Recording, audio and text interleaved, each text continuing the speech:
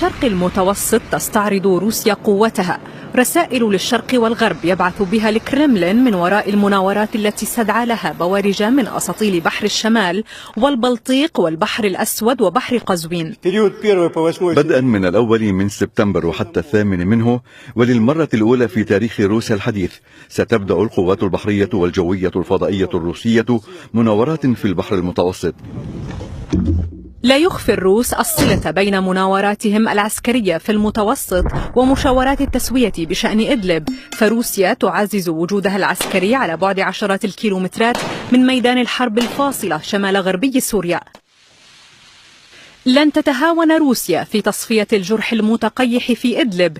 يتوعد وزير الخارجية الروسي سيرجي لافروف من يقدرهم بعشرات آلاف الإرهابيين في آخر معاقل المعارضة السورية المسلحة.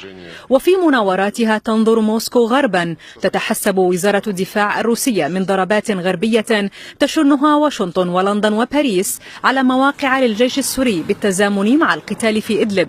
يتهم الجيش الروسي فصائل المعارضة السورية بالتحضير لهجوم كيميائي في منطقة إدلب توظفه أطراف غربية كمبرر لهجمات جوية ضد جيش النظام. وتتزامن مناورات البحر المتوسط الروسية مع مفاوضات الفرصة الأخيرة الساعية لتجنيب إدلب هجوما عسكريا تراه الأمم المتحدة كارثيا على نحو 4 ملايين مدني داخل المحافظة. تكشف مصادر إعلامية عن مفاوضات لا تزال مستمرة بين المخابرات التركية وهيئة تحرير الشام والفصائل المسلحة في إدلب، وذلك في مسعى لإقناع تلك الجماعات بحل نفسها، أو على الأقل تمييز الجماعات الإرهابية عن المعارضة المعتدلة.